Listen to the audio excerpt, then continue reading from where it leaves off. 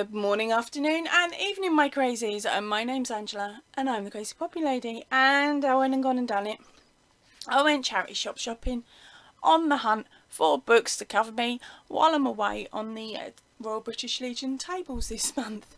Right, so I managed to pick up 2 while I was out charity shop shopping. So I'm going to show you the first one now and possibly the second one next week or at the end of this video, depending on how long this one is. Right, so let's have a look.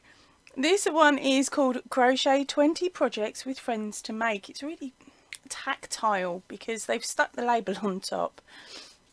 Okay, now this one is a Super, whatever that means. Right, so let's go in and have a look. So it's called Crochet 20 Projects for Friends to Make. It's got some beautiful bold imagery. There we go.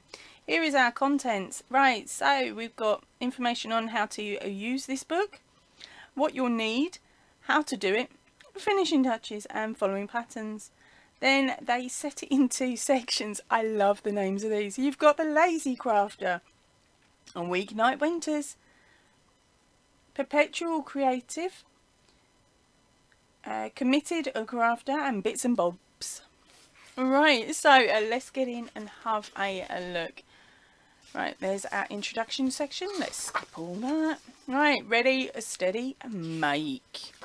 So this of course is the section on how to use the book, what items you are going to need, a bit about some yarn, and then of course how to do the stitches. Lots of how to do the stitches, how to use a bonbon maker, information about different stitches and tension. Ooh, oh, and how to follow the pattern with our abbreviations and down the side here. Right, come on, give me the patterns. Right, so the first one. This next section, of course, is called Lazy Crafter. Oh my gosh. Right, okay, are you ready for the first one? This is very lazy. Alright, this one is called the Tassel Tie Bunting. You are just using scraps of yarn and leaving them and not sewing in your ends. So if any of you are like me and don't think that looks finished, it won't be a project that we will make. Sorry, designer. Right, on to our next piece. The fancy tote bag. It's showing us how to crochet around some material to create ourselves a bag. Right, then we have flower garland, page 62. We'll get to that in a bit. A cord necklace. Okay, that's showing us how to make I-cords, I believe. Right, and then weekend winners is our next section. Okay, we have got ourselves a coat hanger cover. A basket tidy. Not a bad idea, I suppose, for holding yarn. You've got the pom-pom plant hanger. There we go. Then we have a shell trim placemat, sorry. Then we got the Perpetual Creative. Okay, we have got ourselves a pot holder. And now we are on to a flower garland. So there is lots of information there on how to do the flower garland, and it happens to be a puff stitch.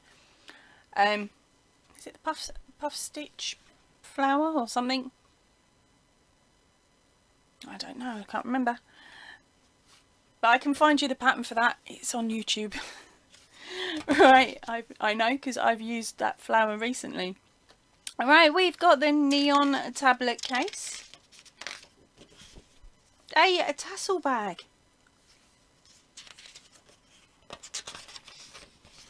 that's to do with the tassel. There we go. We have ourselves a teapot cozy. Okay, I'm not quite sure when this book was printed. but a lot of us don't use teapots anymore, do we? Right, we've got some wrist warmers. Now we are on to committed crafter. Straight jacket maybe? Sorry. Right, we have got a bow tie.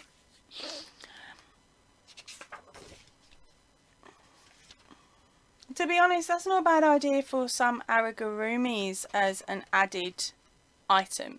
So if, say, you make a really big snowman for Christmas, you could give him a bow tie. Here we go. Our next thing up is a chunky poof. Okay, they're called puffies in the UK. I'm not sure about US and America, but basically it's just where you shove your feet if you haven't got a sofa that flips. Alright, next item up is a string shopper. Again, I've seen very similar pattern to this already on YouTube. Then we have a granny square stool cover.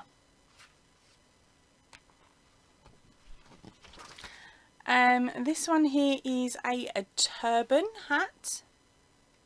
They've called it a trendsetter turban.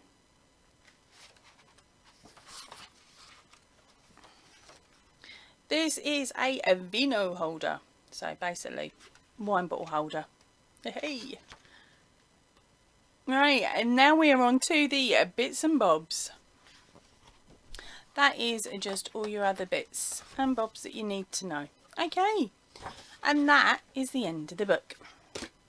Right, what are we on? 5 minutes, 6 minutes? Right, okay, let's bring in the second one. Oh, now this one weighs a ton. Right, so let's turn this so you can see. It is called, come on, focus in, the Fleece and Fibre Sorcebook. Okay, this is by Robson and someone else. There we go. I'll let you see it. There you go. Now, let's have a turn on the page. Now, this one is massive. So, give me a second. I am just going to adjust my camera. Right, so before I start on this book, this one does not have patterns in it. This is a reference book, okay? So, it is a reference book to do with yarns and how they make it and things like that, hopefully. So, this one was printed in 2011. So, it's not too old, actually. Now, as you can see here, there is a lot of pages, and guess what, gang? There's a lot more.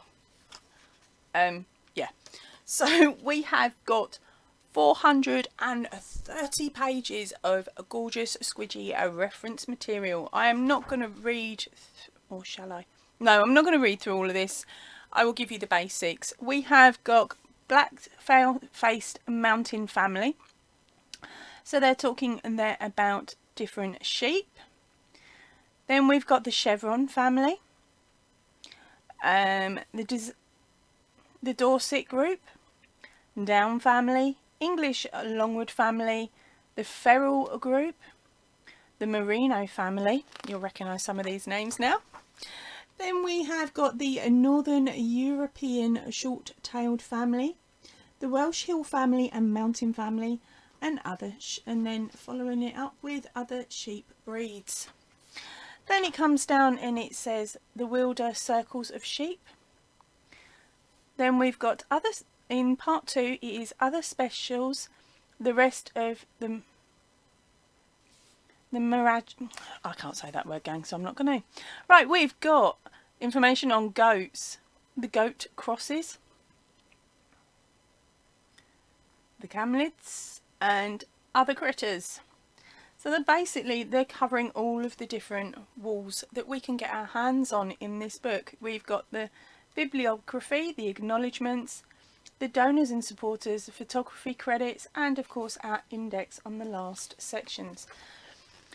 So I'm going to flick you through the first few pages. As you can see, they are here and they're talking about the different wool the different animals and the different wools and the fibres and how the fibres are treated to create a finished project for us to play with. Okay, and there is loads and loads of info, absolutely loads, and it's going to take me 3 years to read through it, but I will get there. Okay, and as you can, I am literally going to flick through and show you a couple of gorgeous pictures. Oh look, yarn. Okay, see, there is some. It's not just the raw info, and there's stuff here about wool allergies and the prickle factor. I need to bookmark this page, because we all know I suffer with the prickle factor. Right, so I'm coming back to read that page. Okay, so then it is our yarns and all of the other bits. Oh, there's loads here. Some beautiful, beautiful imagery. Okay.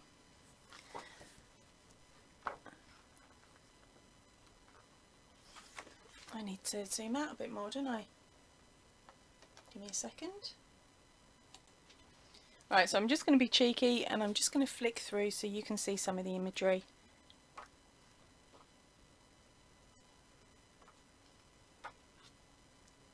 But it's showing us how natural the wool is, and there is so much information here. Oh, this is a nice big page.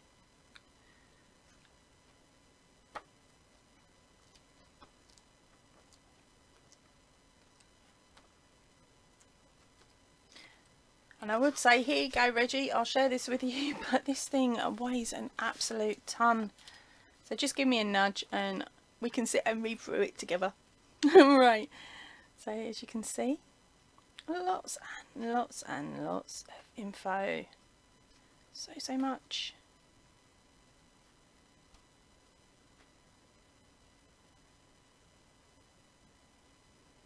Look at all the different, oh, really cute. All the different sheep there, all the different breeds, and how the yarn is different for different breeds.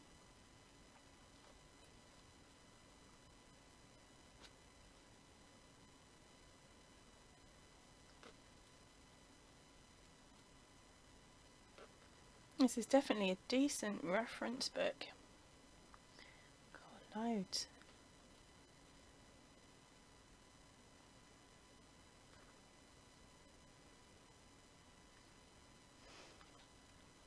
Getting there, we're up to 3:45, gang. Slowly going, 3:45. There we go. Oh, look at the cute alpaca.